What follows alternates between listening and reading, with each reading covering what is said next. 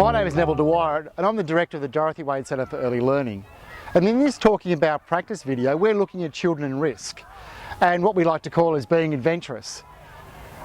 Over the course of this video, I'm going to talk to staff at Dorothy Wade Centre and also East Griffith Preschool about how they cater for risky play, and also we're going to talk about our own childhoods and what made them special, and also about the world of children today and how different it is, and how we as early childhood educators can build children's resilience, build up their sense of adventure, and what that might look like in our early childhood spaces. I'm here talking with Grace and Glenn and Steph. Steph, do you want to introduce yourself, please? Yeah, okay, so my name's Stephanie Wardle and I'm an early childhood teacher and I work at Dorothy Wade in the toddler room, and I'm currently the room leader of the toddler room. My name's Glenn Taylor and I'm an early childhood educator in the preschool room. My name's Grace Qualtieri and I'm an early childhood teacher and I lead the preschool room. Tell me about Dorothy Wade Centre. As we know, it's a long day care centre and we aim to provide the best quality care that we can, and our environment, both indoors and outdoors, we use it as the second classroom, especially outside. It's an environment where we're, allows children to explore, and it allows them to create, it allows them to wonder. So yeah, that's pretty much our place. We're pretty lucky. Yeah. What are your thoughts, Steph? Yeah, we are really lucky. We are situated on a big block of land, so we have a massive natural environment with fully grown trees, hills, shrubbery, rocks, beautiful natural spaces for the children to explore amongst. So I think that's something that we're really fortunate to have. But we're also, like you said, a community-based long daycare service in a rural town. So we've got a lot of farming communities that their children come to our centre and they've got the farming background and the knowledge. Grace, tell me about your childhood. What was it like? When I was born, we moved into town, so my outside play was pretty much inside the fences. So I remember climbing the orange tree in our backyard, which was the only tree at that time. I remember climbing the tree and throwing these oranges down at my sisters, who were quite happy to be running off and telling my parents, telling on me and whatnot. So that's one of the vivid memories I've got, but they became a little bit more lenient as we started to get a bit older. So as I was heading off to school, we used to walk to school, and we would meet up with friends, and God forbid, yes, we played chases on the road. But I always remember there being the thick frost on the lawns, and we used to ice skate our way to school. So in the middle of Griffith, I'd never seen snow in my life, I'd never seen ice, so we used to skate our ways to school. Yeah, pretty much fun. Yeah, I grew up in a small country town. So a lot of my childhood was spent playing outside. We had lots of animals growing up, dogs, cats, birds, fish. We even had a kangaroo for a while, and we'd look after any of the native animals that would be lost or anything like that we'd find in the backyard and then release them again. We never spent much time inside. It was mainly on the veranda, if anything, or when it was raining. But yeah, most of us outside playing.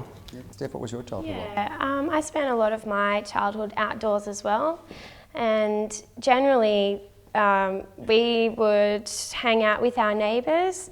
I live in a safe neighbourhood, I guess you could call it, so when we'd wake up on the weekends, we'd be out with the children down the road, and we'd be up on the hill, we'd be riding motorbikes. If we were hot, we'd go for a swim in the channel. So what do we mean by risk? Risk, it's situational, really. It's, it can be positive, it can be negative, I like to think of risk. If you asked me in this environment what is a risk, I would be saying, you've got one side of the spectrum which says, is it dangerous? I would look at it as, is it a potential learning experience for the children? I would be encouraging it as a learning experience. I mean, within this environment, we actually, we talk to the children about it. We talk to the children about safe risks, about managing their own risks. A risk can mean a lot of things to a lot of different people.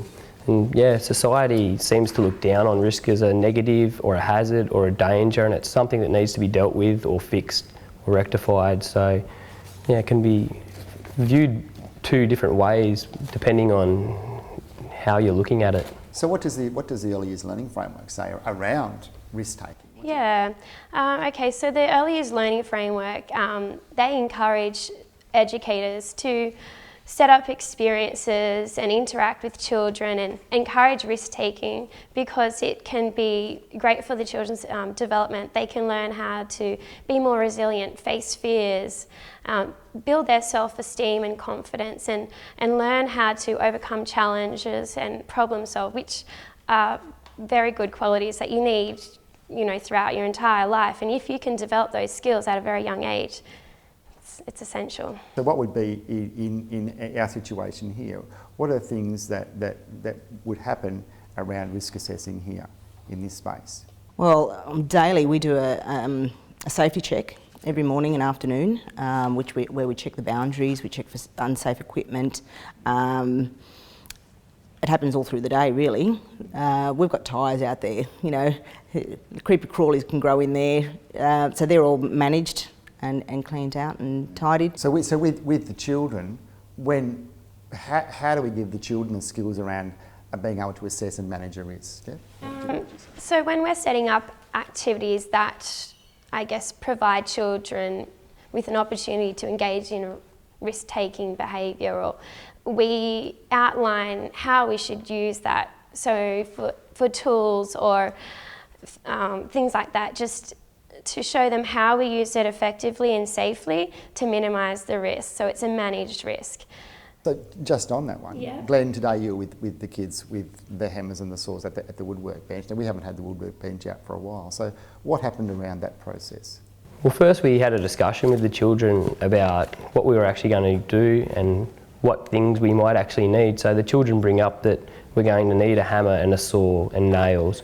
And then they also bring up that they might need safety equipment like gloves or eye goggles and other things. And we talk about how we treat these tools and what could be a risk around them. Obviously hitting your finger with the hammer or using the saw and being too close and maybe cutting yourself. So as we talk about it, we demonstrate first with the children about how to use it properly, and then we guide the children through the process so they're always aware of how to be safe around different things. So in that process, do the children then start to manage their own behaviour, manage other children's behaviour around that risk? After they've attempted it a few times and you've talked them through, they're quite easily able to assess their own risk and they are quite aware of it. And Grace, you today, you were working with the story Stone Soup, and so the children were making stone soup. So tell me what happened in that process. We did. We actually, yesterday we actually started reading the story of Stone Soup. So we've gone through the whole processes of what we need to put into the soup and whatnot. And they all decided, yes, we need some knives to cut the vegetables up. So we managed to get some knives. I got some children's knives. Well, they didn't work. They weren't getting it through. So I thought I'd get some bread and butter knives. Well, they kind of didn't work either. So we got the sharp knives out, and we had discussions about the knives. We just had discussions on what we need to do.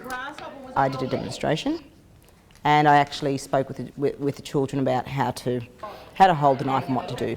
So, and then I proceeded to do a hand-on-hand, so the children could actually see, a hand-on-hand demonstration, so children could actually see. So they were aware of the risks. We managed to have all our fingers intact. Just listening to that conversation today, those kids seem to be really familiar with sharp knives because they talked about the risks themselves. They were talking about it. They were talking about it, and they knew what the consequences were going to be. So, yeah. I think that's, you're able to assess the risk and say, okay, well, I can provide that with some parameters about making sure there weren't 20 children sitting in that group. Yes, that's right. It's only a small group, and even the same with the woodwork. There was only a small group. I think a lot of the time here, everything happens in really small groups. It's never massive amounts of children. What do you think happens in society if children are never exposed to risk? Steph?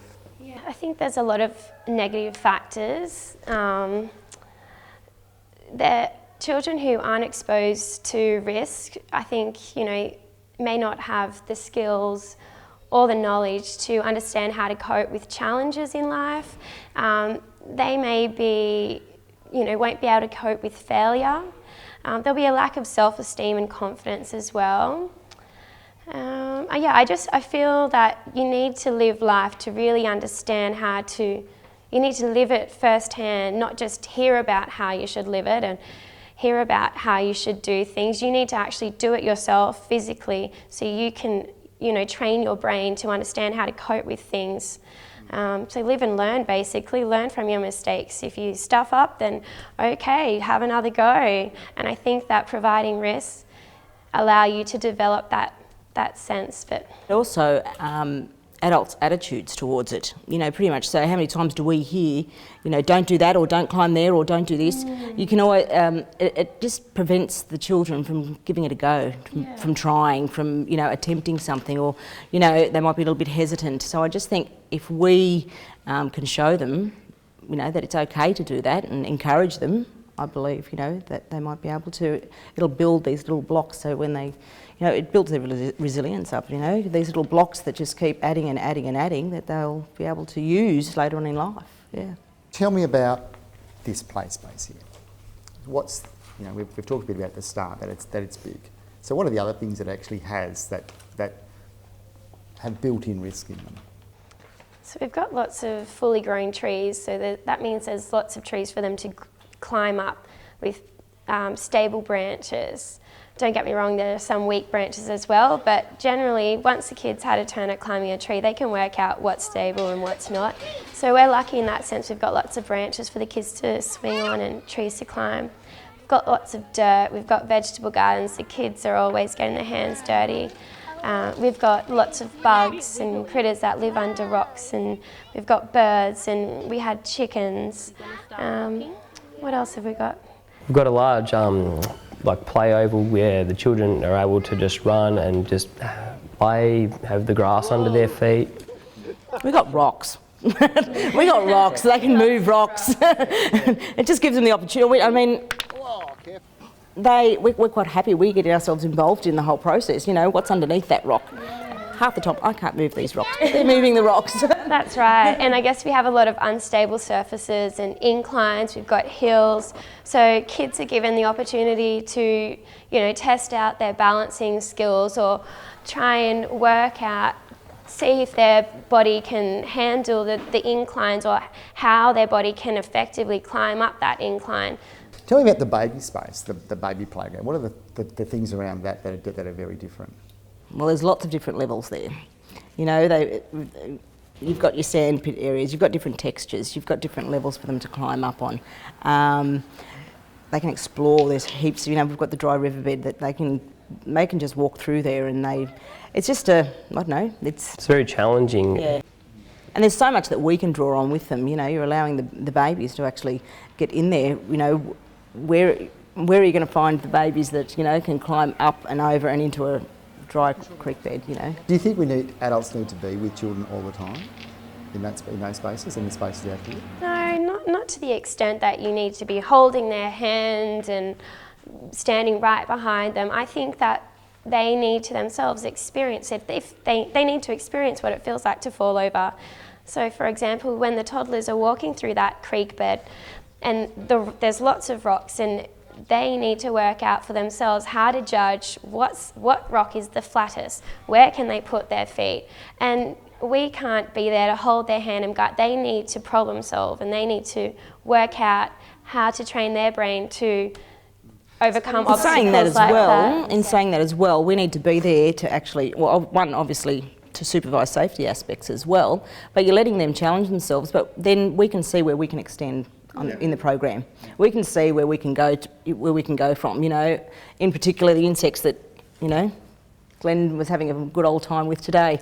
Finding them under rocks, finding bits and pieces. It actually allows us to draw on our program. Yeah, so it isn't just about the physical space, it's also about the things that live in there. Yeah. And engaging children in risky or adventurous play is actually being adventurous enough to actually pick up a bug, and often if as adults we are reluctant to do that, what's the message we give? What's the message do we give to children about those sort of things? If you can't pick up a slug and have it sliding over, Glenn, I noticed they had cockroach and we say, oh God, cockroaches, and we've had snakes here and that sort of stuff. But if we are fearful, the message we actually give children is that these are things to be fearful of. And what might the message be if we do that? What's the message we can actually tell children? What do we say to children about? Well, you're instilling fear. You're not giving them that opportunity. If we're not giving it a go, how do you know?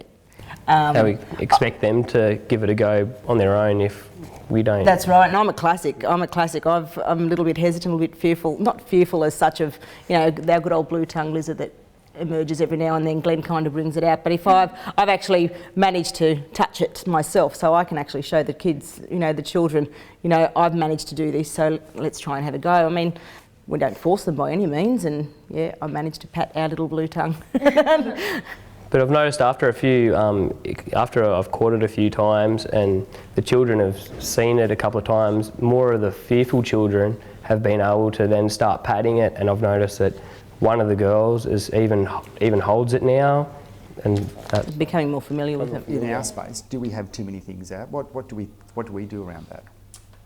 I don't think we have too many things. We've got a lot of movable equipment, like the children help us set up. You know, we've got planks, we've got trestles, we've got frames that the children move around. It's pretty much the children get involved. You know, we give them the tools to be able to, you know, use the environment. So I mean, I wouldn't say that we overly put a lot of things out. The environment itself speaks for itself. Yeah. I mean, yeah, there are certain factors that you really have to keep your eyes open for, but... What do you think, Steph?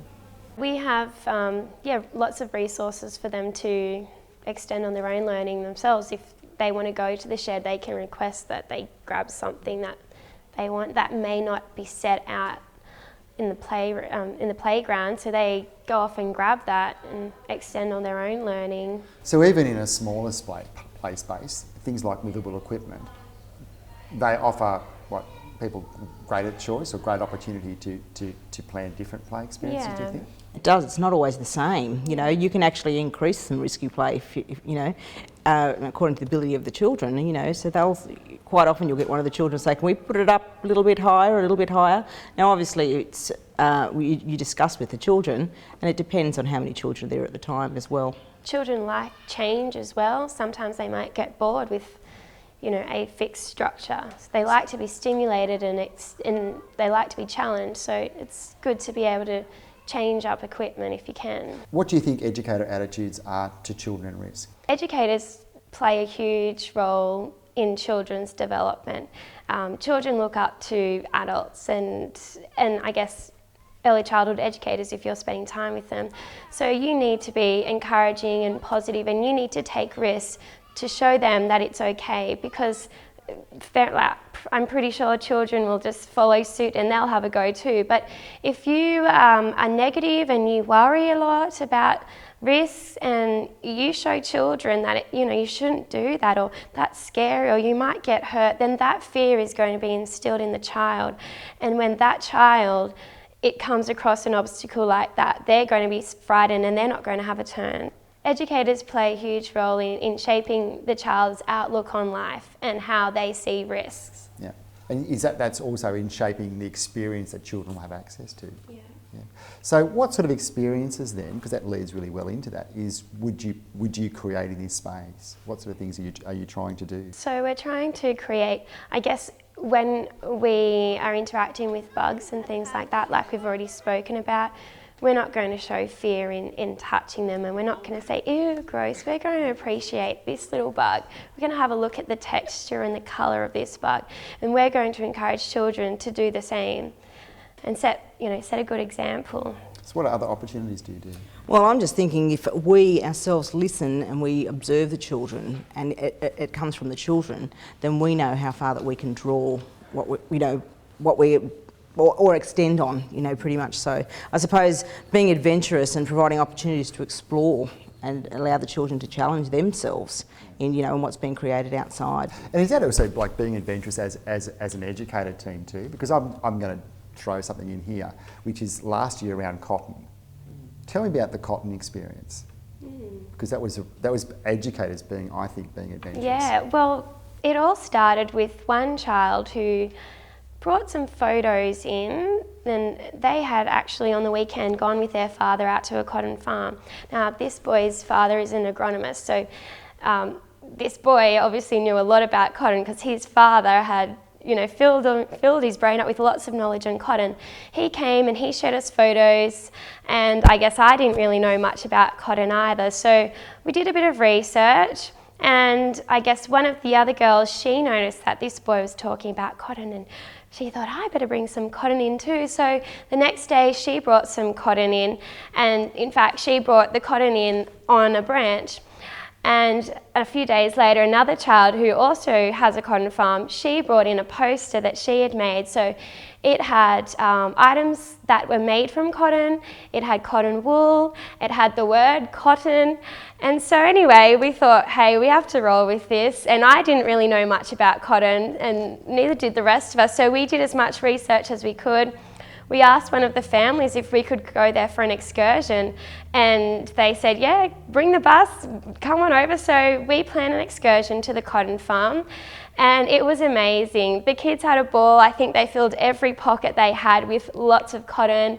They just got the chance to run through the cotton field, through the dirt. We ended up going to have a look at harvested crop of wheat, I think it was too. We had a picnic lunch.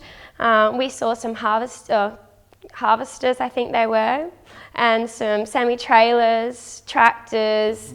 But I think the whole we were experience in tune with the child's interests. And but it was also a risk taking for adults, because it was actually being because actually it was that extension from here, and actually being prepared to actually step out of this space. Yeah. And heading onto a farm is obviously quite risky. Going on an excursion is risky, and I think but it's one of the things we try and do a lot of. Being a role model is really important. What are your thoughts around that, Grace? I think, well, being a role model and actually I myself, I've got a little bit of a fear of heights. So I, in the past, have been known to have got myself to the top of the climbing frame and jump off onto the mats, and the children know I've got a little bit of that fear, and they kind of look at me in awe. It's like, yeah, I'm up here. So I suppose if I'm having a go, it actually gives the children the opportunity to say, well, this is okay. You know, if there's something, you know, back to the same old story about the blue-tongued lizard, I was a bit hesitant to touch that too, but if you give it a go and you show the children that you're prepared to give it a bit of a go, I think. That's it, role modelling just seems to be so important with the children. If you're willing to have a go and join in with the children, more children want to join in and have a go as well, which leads on. So what do you think are the key elements of a play environment? I think that the two key elements would be attitude and opportunities. You need to have the opportunities out there. You need to thoughtfully plan so that there are these risks, opportunities for children to take risks and challenge their thinking, but you also need to have the right attitude, and you need to instill that attitude in the children as well, that taking risks is okay. Involving them in the whole process and working out what we're going to run with, and then saying, okay, this is what we want to teach them, this is what we want to show. And do you think is it adult-led or children-led, or is it a combination of both? It has to be a combination of both. My teaching practice is a combination of both, yeah. You can't just run with just the children, because you need to be able to implement and help them with their learning as well. So a combination of both works very well. And what are the things we think are going to underpin the best outcomes for children in planning for children's play? Listening to what they want, really. We also need to provide them with the experiences. Not all experiences are going to be there. We need to show them where they are, help them along the way. Yeah. Give them the tools, provide the equipment, provide the thought processes, well, allow them to have their own thought processes, I suppose. To which way it's going to, yeah. Do we have to worry about things not working out? No, that's part of life. That happens in real life. You need to learn how to overcome failure. So that's a great learning tool for kids to be able to learn. Do we have to be brave enough to actually fail as well? Yes, we do. We need to show that we failed, and we have to get over it, and we have to show that we don't give up and we'll have another go. Yeah. That's a really nice way to end. So thank you very much, Grace, Glenn and Steph. Thank you. Thank you. Today I'm here with Susie Tucker and with Anne Mills from East Griffith Preschool. Susie, would you like to introduce yourself, please? Yes, I'm Susie Tucker. I'm the director at this preschool. And I'm Anne Mills, and I'm a team leader at this preschool. So tell me, Susie, about East Griffith Preschool. Okay, well, we're a community-based preschool. We have 3 units, which the third one is just a very new one, only 2 years old. And we also operate extended hours, so we have that happening outside of the traditional 9 to 3 preschool hours. And we're located in a residential area with a high school and long daycare and a shopping centre as our neighbours. And yeah, we just strive to provide the best possible service that we can, and we like to think that we're providing as natural an environment as we can. Anne, tell me about your childhood, please. My childhood was spent outside. We had breakfast and went out straight away. We came in for lunch and had to be home by 5, I think it was, for tea. And I can't imagine being inside for a long period of time. We had so much fun. Climbed roofs, climbed trees. We did a few risky things, I think. And we just roamed for streets. Yeah. And Susie, what was yours like? Yeah, I lived in town too, here in Griffith. And I just remember we lived on this really big block. It seemed like a really, really big block to me at the time anyway. And we had the whole block, front yard, backyard, sides. We had an outside toilet, which was a big memory for me. And, you know, with the cobwebs and redback spiders and all that sort of thing. But we had lots of hedges, so we had lots of sort of rooms in our yard. And we'd always make lots of cubby houses in, you know, funny places. And we had the hugest mulberry tree in our backyard. And we would always, you know, make mulberry jam and mulberry soup and potions and all those sorts of things, and be covered, stained all over. And we never got in trouble. So we must have had outside clothes to wear or things like that. And animals, ducks and chooks and things like that. So yeah, we spent a lot of time outside too. So what do you think's changed for children now? I think they spend a long time inside, and I think this is partly because they love the computers and the technology, the TV. It's a low-risk environment. Parents are comfortable, they know where they are, and they, as Susie has already previously have talked about it, they go to work for a long day. When they come home, there's not much time left. Yeah, Susie, what are your thoughts? Yeah, I'm with Anne. There's a lot more parents, mums especially, are working now compared to back when we were young. And yeah, everyone's busy, and not enough time. And I think technology has changed the world, the media has changed the world. There's not really very much positive stuff on the news and things, so we're seeing, you know, kidnappings and, you know, all those sorts of things, so that makes parents fearful as well. So we're not being outside, we're not, you know, running down the road to our friend's place whenever we want. And what does the Early Years Learning Framework and the National Quality Standards say about risk? Well, my perception is that it generally talks about having safe environments for children, but those safe environments still need to provide challenges for children.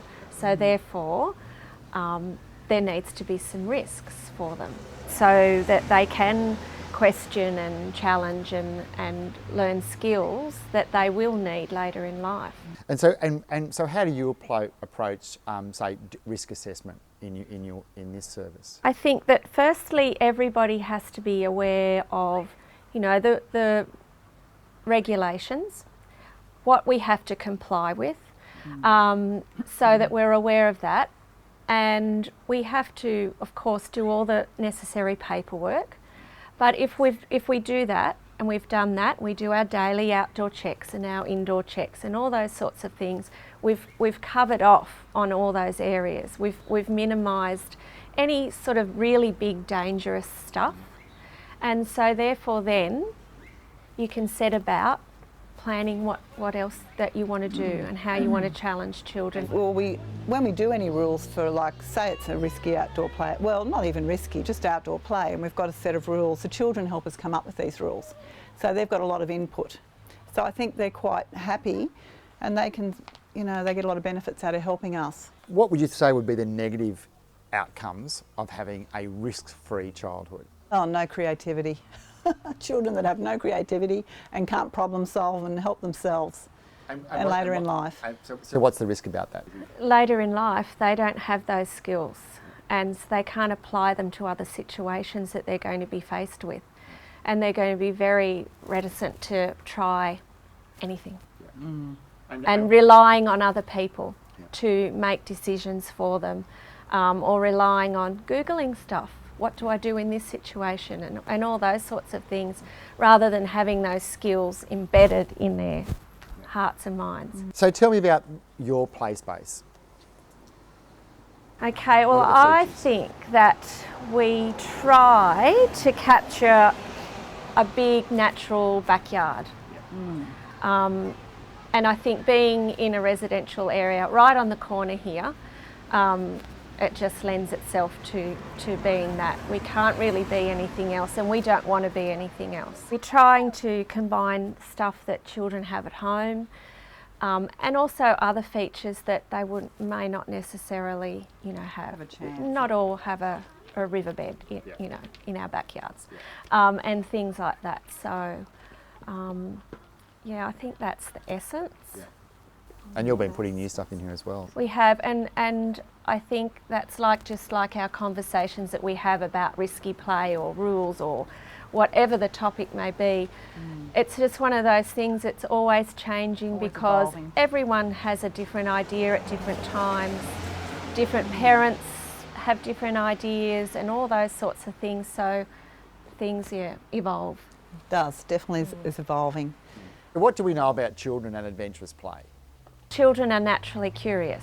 Yes. They want to find out everything. They want to know how things open and close and shut and how to get under and over. So we need to encourage that. And I guess our first point of call is to make sure everything, again, is as safe as possible without losing that ability for them to go out and explore. And what does it provide them? Being able to creating a space or an opportunity for children to explore. What is it actually giving them? It gives them confidence to do it again or not do it again. Yes, depending on the outcomes. And it's all those skills, problem-solving skills, creative stuff. You've got rabbits here. Yes. So tell me about the rabbits, because I think there's a really good example today with one of the young boys there with the rabbits today. So what's that provide them? Lots of kids probably don't have pets for a start. So that was one impetus for getting animals. And responsibility for caring for animals. It just teaches them about, how to handle things.